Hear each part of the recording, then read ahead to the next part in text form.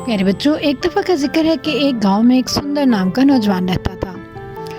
वो बहुत कामचोर था, जिसकी वजह से उसके हालात बड़े ख़राब हो गए। उसकी बीवी हमेशा उससे इस बात से तंग रहती कि आखिर तुम कोई काम धंधा क्यों नहीं करते। वो दोनों मियाँ बीवी अक्सर इस बात पे झगड़ पड़ते, यहाँ तक कि उनके हालात काफ़ी ज़्यादा ख़राब हो गए। तो बीवी उससे कहने लगी, आप जाके कोई काम क्यों नहीं करते? सारा दिन घर में पड़े रहते हैं। आखिर आप कोई काम करें तो ही तो घर के हालात ठीक होंगे। ऐसे तो खाली बैठे बैठे तो कुएं भी खा जाते हैं लोग।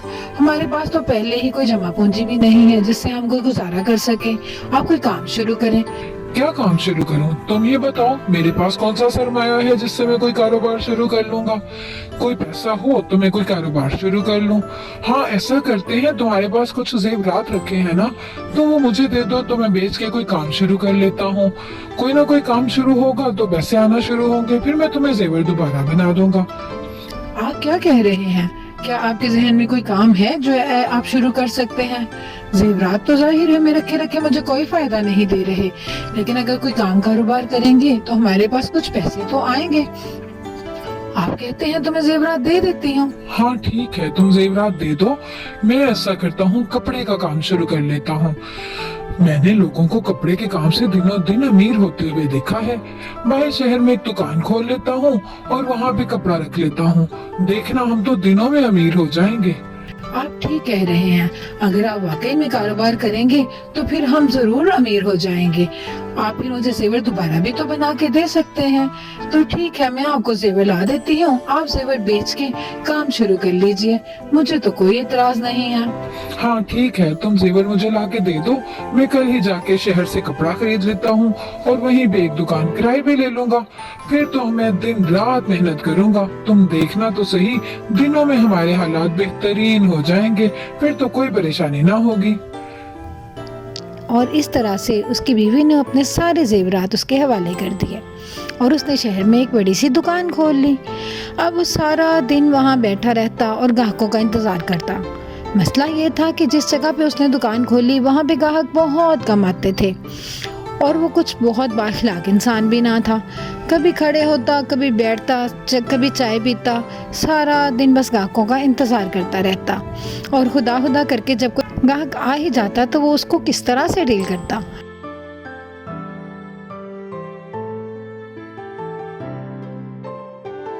क्या देखना पसंद करेंगी आप? क्या लेना है आपने? कोई सूट, कोई जैकेट, कोई पैंट शर्ट, क्या देखना चाहती हैं आप? मुझे बताइए, मेरे पास तो सारी वैरायटी मौजूद है। कोई अच्छी सी साड़ी दिखाइए। मैं तो साड़ी ही देखना पसंद करूंगी, मुझे तो साड़ियाँ बहुत पसंद है। आपके पास कोई अच्छी सी साड़ी होगी? कोई कढ़ाई वाली, कुछ इस तरह की साड़ी दिखाइए जो मुझ पे अच्छी लगे। आप पे सब कुछ अच्छा लगेगा, आप खुद इतनी प्यारी हैं। आपके लिए तो कोई भी कलर जो है वो अच्छा लगेगा, लेकिन मेरे पास साड़ी नहीं है। आप कोई पैंट शर्ट ले लीजिए, कोई कुर्ता। आप क्या कह रहे हैं? जो मैं साड़ी मांग रही हूँ तो आप साड़ी दिखाइए, फजूल की बातें बना रहे हैं। मुझे नहीं चाहिए कोई पैंट शर्ट, कोई कुर्ता। मैंने आपसे कहा मुझे साड़ी दिखाइए। अगर आपके पास नहीं है तो आप मुझे जवाब दे दीजिए। आपको तो फजूल की बातें करने की आदत है। और इस तरह से वो ग्राहक उससे नाराज़ हो जाता। वो थोड़ा सा कम अक्ल इंसान था। अब वो फिर वही सारा दिन बैठ के ग्राहक का इंतज़ार करता। इस तरह से जैसे एक और ग्राहक उसके पास आई तो उन्होंने भी उससे साड़ी ही मांगी। क्या देखना पसंद करेंगी आप? मेरे पास तो लाजवाब किस्म के कपड़े हैं माँ जी। जो भी आप देखना पसंद करेंगे, मेरे पास तो हर तरह की वैरायटी मौजूद है। क्या दिखाऊं आपको? कोई अच्छी सी साड़ी दिखाओ, कोई काले रंग की या नीले रंग की, कोई इस तरह की साड़ी जो मुझे पहनी हुई सही लगे। आप क्या कह रही हैं? साड़ी तो मेरे पास है नहीं। मैंने तो शहर के लिहाज से पैंटें, शर्टें और कुर्ते रखे थे। मुझे तो नहीं पता कि ये लोग साड़ियाँ ज्यादा पसंद करते हैं। आप क्या कह रहे हैं? आप कह रहे हैं आपके पास हर चीज मौजूद है, फिर आप कह रहे हैं आपके पास साड़ी भी नहीं है। मुझे तो जाहिर है फिर आपकी दुकान पे नहीं आना चाहिए था। मुझे तो साड़ी चाहिए। अगर आपके पास नहीं है तो आप बता दीजिए। और इस तरह से उनको भी मायूस होना पड़ा, क्योंकि उसके पास तो साड़ियाँ ना थी। अब ग्राहक अगर उससे कुछ भी मांगते तो असल में उसका कपड़े का काम का कोई तजुर्बा ना था, जिसकी वजह से उसको मायूस होना पड़ा, क्योंकि उसको लोगों की पसंद का भी नहीं पता था। जो सामान उसने अपने दुकान में रखा वो लोग ख़रीदना पसंद ही ना करते थे। इस वजह से जब भी ग्राहक उसके पास आते तो हमेशा बोल बाल के चले जाते और उसके पास कोई सामान ना मिलता। बस यही वजह थी कि उसको मायूस होना पड़ा। दुकान का किराया था तो वो इतना ज़्यादा था। सिर्फ अपनी नातजुर्बाकारी की वजह से वो नुकसान उठा रहा था। ना सिर्फ नुकसान उठा रहा था बल्कि उसकी बेइज्जती भी हो रही थी। तो उसको अच्छा नहीं लगा और उसने ये काम छोड़ के दूसरा काम शुरू कर दिया। अब उसने दूध का काम शुरू किया। जो पैसे उसके पास थे उसने दुकान का सामान सारा बेच दिया और उस पैसों से उसने गायें खरीद ली। अब गायें खरीदी और दूध बेचना शुरू किया तो अपनी नीयत के मुताबिक उसने बेईमानी करना शुरू कर दी और दूध में खूब पानी मिलाना शुरू कर दिया। तो अब उसको लोग ये कहते थे कि सुंदर के दूध में दूध कम और पानी ज़्यादा होता है। अगर किसी दिन बिजली चली जाए तो बस ऐसे लगेगा कि दूध तो स्विमिंग पूल ही बन गया। बस वो कहता नहीं, मैं तो थोड़ी सी बर्फ़ मिलाता हूँ ताकि दूध गर्मी की वजह से ख़राब ना हो जाए। लेकिन दूध में इतना ज़्यादा पानी मिलाता कि लोग उससे दूध लेना पसंद ही ना करते थे। आखिर उसको इसमें भी नुकसान उठाना पड़ा, क्योंकि जब इंसान की नीयत अच्छी ना हो तो उसको किसी काम में फ़ायदा नहीं होता। बस उसको जब इस काम में भी नुकसान उठाना पड़ा तो फिर उसने ये काम भी छोड़ दिया। लेकिन अब ये हुआ कि अब तो बहुत मकरूस हो गए थे, क्योंकि उनके पास अब काम करने के लिए कोई पैसा भी ना रहा था। आखिर उसकी बीवी ने अपने अंकल को बुलाया और उनसे बात की कि वो ही उनकी कुछ मदद करें। आखिर क्या काम शुरू किया जाए? अंकल आप ही बताइए अब क्या काम शुरू करें। कपड़े के काम में इन्होंने नुकसान उठा लिया, गाय खरीदी थी उनको भी हमें औने पौने दामों में बेचना पड़ा। अब कुछ थोड़ा सा पैसा है वो भी कर्ज का ले लिया है। अब बताइए इस पैसे से हम क्या काम शुरू करें जिससे इनको कुछ मुनाफा हो और हमें ज्यादा खर्चा भी ना करना पड़े। भाई मेरी एक यूनिवर्सिटी में वाकफियत है जहाँ से मैं पढ़ा हुआ हूँ। मैं वहाँ के प्रिंसिपल से बात करता हूँ, वो तुम्हें अगर इजाजत देते हैं तो यूनिवर्सिटी के बाहर तुम शवारमा लगाना शुरू कर दो। तुम्हारे हाथों में जायका भी है, स्टूडेंट शवारमा खाना बहुत पसंद करते हैं, तो मुझे उम्मीद है तुम्हारा काम चल जाएगा। हाँ ठीक है, मैं शवारमा बहुत अच्छा बनाता हूँ, बल्कि मैंने तो कई बार इसको भी शवारमा बना के खिलाया है। मैं तो शवारमा बहुत मजे का बनाता हूँ। मुझे उम्मीद है कि स्टूडेंट्स मेरे हाथ का बना शवारमा बहुत पसंद करेंगे। हाँ ठीक है, तो मैं कल ही प्रिंसिपल से बात करता हूँ, वो इजाजत देती हैं तो हम तुम्हें वहाँ पे शवारमा की स्टॉल लगा देंगे। तुम वहाँ पे शवारमा बेच लेना और देखना स्टूडेंट्स तुम्हारा शवारमा पसंद करेंगे और तुम रातों रात हालात अच्छे कर लोगे। हाँ हाँ क्यों नहीं, मुझे उम्मीद है कि बहुत अच्छा काम कर लेंगे। मैं खुद भी इनके काम में मदद कर दिया करूँगी। जो भी मसला होगा हम मिल के हल कर लेंगे। हाँ ठीक है, आप कल ही कोशिश कर लीजिए। मैं वहाँ पे शवारमा बेचूंगा तो मुझे बहुत मुनाफा होगा। मुझे उम्मीद है कि हमारे हालात अच्छे हो जाएंगे। आप जरूर बात कीजिए प्रिंसिपल से। हाँ हाँ ठीक है, मैं कल ही करता हूँ, बस तुम तैयारी करो। मुझे उम्मीद है वो मुझे कभी मना नहीं करेंगे, क्योंकि मेरे उनके साथ बहुत अच्छे ताल्लुकात हैं। मैं कॉलेज का बहुत लायक स्टूडेंट जो था, इसलिए वो मुझे अच्छा समझती हैं। हाँ हाँ ठीक है, आप बात कीजिए। हाँ जरूर आप बात कीजिए उनसे। अगले ही दिन सुंदर यूनिवर्सिटी चला गया। वो तो इतनी बड़ी यूनिवर्सिटी देख के भी हैरान था, क्योंकि वो ज़्यादा शहर ना आता जाता था। लेकिन जब उसने वहाँ शवारमे का स्टॉल लगाना शुरू किया तो तमाम स्टूडेंट्स को उनका शवारमा बहुत अच्छा लगा। उनके पास तो हर वक्त खूब रस लगा रहता, यहाँ तक कि स्टूडेंट्स अपनी क्लास बंक करके भी उनके पास शवारमा खाने के लिए आते थे। समझो उनकी तो चांदी हो गई। वो खुद बहुत खुश थे कि तमाम स्टूडेंट्स उनका शवारमा इतना पसंद कर रहे थे। अब ना सिर्फ स्टूडेंट्स बल्कि वहाँ का गार्ड, वहाँ का स्टाफ, सब लोग उनके पास शवारमा खाने के लिए आते थे और उनके शवारमे की बहुत तारीफ़ करते। वहाँ पे खड़े होकर खूब बातें शातें करते और साथ साथ शवारमे को एंजॉय करते। और इस तरह से सुंदर बहुत खुश था कि उसके शवारमे की तो पूरी यूनिवर्सिटी में धूम मच गई थी। हफ्ते के आखिर में जब उसने घर जाने की सोची तो बहुत खुशी खुशी अपनी बीवी को बताया। वाह, लगता है आपका काम तो खूब चल रहा है। तो हालात भी अच्छे हो गए हैं, घर का कुछ सामान भी खरीद लिया। अब मुझे उम्मीद है अब जल्द ही आप मुझे सेवर भी बना देंगे। हाँ हाँ क्यों नहीं, ठीक कह रही हो। सारे स्टूडेंट्स मेरे हाथ का शवारमा बहुत पसंद करते हैं। मुझे तो खुद बहुत अच्छा लगता है जब मैं छुट्टी के वक्त इतने ज्यादा पैसे गिनता हूँ तो मुझे तो लगता है कि मैं तो सोना बेच रहा हूँ। अरे अच्छी बात है ना, बस ज्यादा किसी को बताने की जरूरत नहीं है। बस अपना काम करते जाइए और मुनाफा कमाते जाइए। हाँ तुम ठीक कह रही हो, मेहनत भी बड़ी करनी पड़ती है, सारा दिन खड़े रह रह के भी तो मैं थक जाता हूँ ना। ये भी तो है, मेहनत तो बहुत ज्यादा होती है। और इस तरह से सारा दिन 1 मिनट के लिए भी आराम नहीं मिलता। एक को बना के दो तो दूसरा आ जाता है, दूसरे को बना के दो तो तीसरा आ जाता है। मैं सारा दिन खड़े खड़े काम करता रहता हूँ। चलें, कोई बात नहीं, मेहनत में ही बरकत है। जितना ज्यादा मेहनत करेंगे उतना ही मुनाफा कमाएंगे और उतने ही हमारे हालात अच्छे होंगे।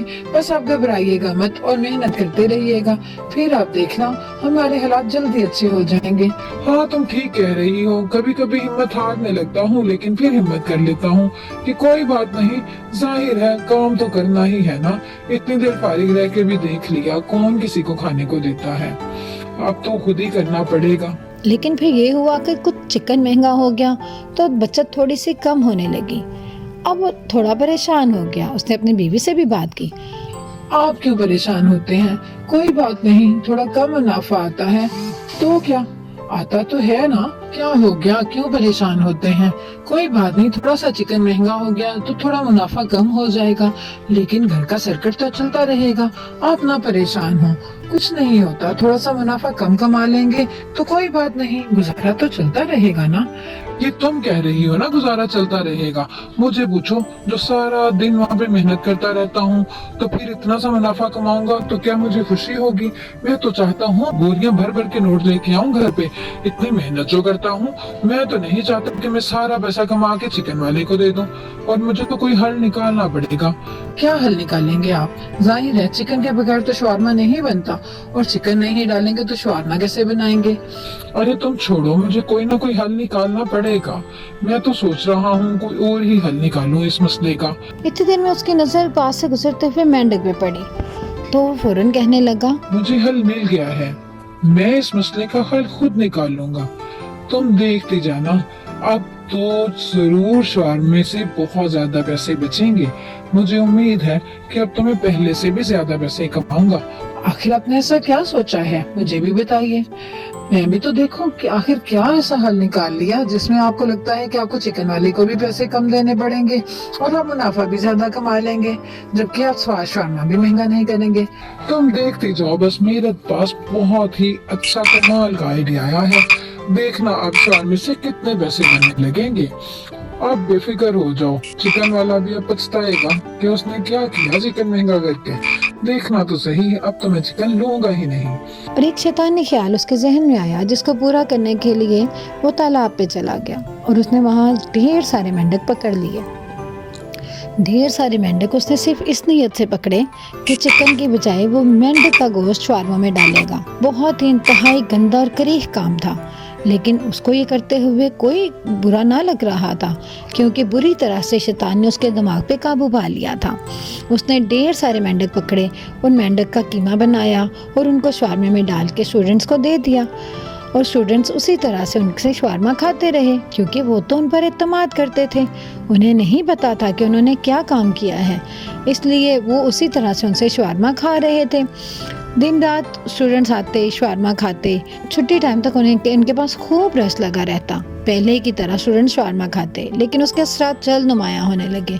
तमाम स्टूडेंट्स अजीब हरकतें करने लग गए थे। ये क्या हो रहा है? ये सब क्या हो रहा है? मुझे तो कुछ समझ नहीं आ रही। तुम क्यों उछलते जा रहे हो? ये आखिर क्या है? मुझे तो कुछ पता चले। अरे रुको तो, क्या है? तुम ऐसे उछल रहे हो? अरे तुम भी अरे मुझे क्या हो रहा है? अरे हम लोग क्यों उछल रहे हैं?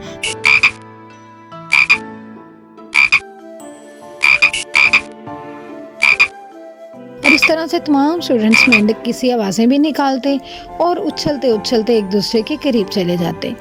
को कुछ समझ नहीं आ रही थी कि उनके साथ क्या हो रहा था।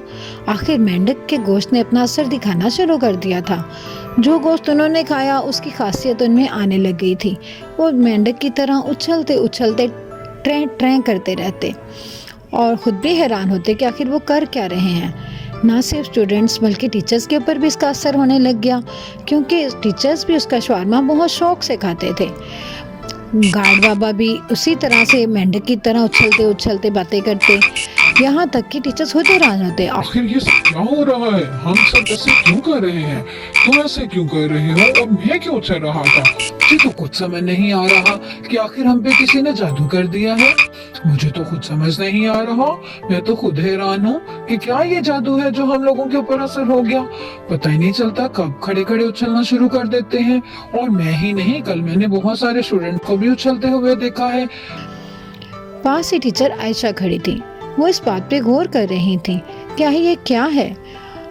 और जब टीचर्स स्टूडेंट्स सभी अपने काबू में ना रहते, उछलते उछलते ट्रै ट्रै करते रहते, तो सब हैरान होते। इससे क्या हो रहा है मुझे तो समझ नहीं आ रही। आखिर सब क्यों ऐसे उछल रहे हैं और ट्रै ट्रै की आवाजें निकाल रहे हैं जैसे सब के सब मेंढक बन गए हैं। मिस आयशा ने गौर किया कि वाकई ऐसा था, सब मेंढक की तरह ही उछल रहे थे। हाँ, मैं ऐसा ही है। मैं भी गौर कर रही हूँ कि सब लोग इसी तरह की हरकतें कर रहे हैं। आखिर ऐसी क्या वजह है जो ये सब लोग ऐसे कर रहे हैं? मैं खुद हैरान हूँ इस बात पे। मुझे तो कुछ समझ नहीं आ रहा क्या है ये सब। यूनिवर्सिटी का माहौल तो अजीब सा हो गया है, जैसे यहाँ पे इंसान नहीं जानवर पड़ते हों। और सब उछलते उछलते एक दूसरे से बात करते और हैरान होते कि आखिर ये सब क्या हो रहा है। किसी को कुछ समझ नहीं आ रहा था। मैं तो खुद हैरान हो रही हूँ मैम, ये सब क्या हो रहा है? हम लोग तो एक दूसरे से बात करते हुए भी ऐसे उछलने लगते हैं जैसे हमें हमारे नीचे स्प्रिंग लगे हों। और इस बात पे उन लोगों ने गौर करना शुरू कर दिया कि इसकी वजह क्या थी। मिस आशा जो थी वो बायोलॉजी की टीचर थी और बहुत ही समझदार थी। उन्होंने तमाम दूसरे लोगों को साथ लिया और शॉर्मे वाले के घर पे जाने की सोची। वो शॉर्मे वाले के क्वार्टर में उस वक्त गए जबकि वो स्टॉल पे मौजूद था और उनका शक वहीं पे पूरा हो गया, क्योंकि मिस आयशा ने जब शॉर्मे को बायोलॉजी लैब में एग्जामिन किया था तो उनको तभी अंदाज़ा हो गया था कि ये चिकन नहीं बल्कि कोई और चीज़ है। और जब वो शॉर्मे वाले के क्वार्टर में यानी सुंदर के क्वार्टर में गए और वहाँ पे ढेर सारे मेंढक देखे तो उनका शक यकीन में बदल गया कि शॉर्मे में चिकन नहीं बल्कि मेंढक का गोश्त मिलाया जा रहा है। आखिर सुंदर ये सब क्यों कर रहा है? मैं तो हैरान हो रहा हूँ, वो इतनी गैर इंसानी हरकतें कर रहा है। क्यों उसको शर्म नहीं आती? और मिस आयशा भी उछलते उछलते बोलने की कोशिश कर रही थी और फिर बोली, हाँ ऐसा ही है। कल मैंने लैब में एग्जामिन किया था कि वो मेंढक का गोश्त ही होगा यकीनन, चिकन क्योंकि वो नहीं था। इसीलिए मुझे उस पर शक हो गया कि आखिर हम सब मेंढक ऐसी हरकतें कर रहे हैं तो यकीनन हमारे साथ कोई खेल खेल रहा है। अरे लेकिन ऐसे कैसे हो सकता है? क्या वो इंसान नहीं? क्या उसको शर्म नहीं आती? वो हम सबको मेंढक का गोश्त खिला रहा है। इसके तो जानलेवा असरात भी हो सकते हैं हम लोगों पे। और इस तरह से वो सब बहुत परेशान हुए और परेशान होते हुए उन्होंने मैम के साथ बात करने की सोची। हाँ, हमें जरूर प्रिंसिपल के पास जाना चाहिए। हमें उनसे बात करनी चाहिए कि ये सुंदर ऐसे कर रहा है। हम लोग तो बड़े मजे से उस पर इत्तेमाद करके शवारमा खाते हैं। और इस तरह से वो सब लोग यूनिवर्सिटी के प्रिंसिपल के पास चले गए और उनसे बात की। उन्होंने फौरन सुंदर को बुलाया और उससे कहा, तुम ये क्या हरकत कर रहे हो? तुम्हें अंदाजा भी है तुम्हारी इस हरकत की वजह से लोगों की जानों के ऊपर क्या असर पड़ रहा है? नहीं मैम, मैं तो कुछ नहीं कर रहा। मैंने तो कुछ नहीं किया। मैं तो खुद हैरान हो रहा हूँ कि ये लोग क्यों ऐसे कर रहे हैं। मुझे तो पता नहीं। तुम्हें पता है कि तुमने क्या हरकत की है? अब तो मैं पुलिस के हवाले करूंगी और जहाँ पे तुम हमेशा के लिए कैद कर दिए जाओगे। तुम्हें पता ही नहीं कि तुमने बच्चों के साथ क्या हाल सलूक किया है। उनके दिमागों के ऊपर पढ़ने वाले बच्चों के तुमने मेंढक बना के रख दिया। तुम्हें सोचना चाहिए था कि तुम ऐसी हरकत क्यों कर रहे हो। मैं बिल्कुल लिहाज नहीं करूंगी और तुम्हें फौरन पुलिस के हवाले करूंगी। टीचर स्टूडेंट्स सबका मजाक बना के रख दिया तुमने। तुम्हें पता है बाहर तो यूनिवर्सिटी पर सब लोग ये कह रहे हैं कि ये मेंढकों की यूनिवर्सिटी है। इंतहाई बुरा सलूक किया तुमने मेरे बच्चों के साथ। मैं तो तुम्हें कभी भी माफ नहीं कर सकती और तुम पुलिस को कॉल करती हो और तुम्हें उनके हवाले करती हो। नहीं मैडम, मुझे माफ कर दीजिए, माफ कर दीजिए। मैं आइंदा कभी ऐसा नहीं करूँगा। और इस तरह से सुंदर माफिया मांगने लगा, लेकिन मैम माफ़ करने के मूड में ना थी। उनको उस पर बहुत ज़्यादा गुस्सा था कि उन्होंने जो बच्चे जो हमारी कौम का मुस्तकबिल हैं उनके साथ क्या सलूक कर रहा है। बच्चों, आपको पता है कि अगर हम एक गाय का दूध पीते हैं तो हमारे दिमाग के ऊपर उसका भी असर होता है। तो ये कैसे हो सकता था कि मेंढक का गोश्त खाने से बच्चों के ऊपर असर ना हो। तो इस तरह से उन सब के ऊपर जो असरात हुए उनका इलाज करवाया गया और बहुत आहिस्ता आहिस्ता वो लोग वापस अपनी नॉर्मल ज़िंदगी में आ गए। और सुंदर को 10 साल की कैद हो गई क्योंकि उसने बहुत बुरा काम किया था। बच्चों, बुराई का अंजाम हमेशा बुरा होता है, इसलिए हमें कभी भी किसी के साथ बुरा नहीं करना चाहिए।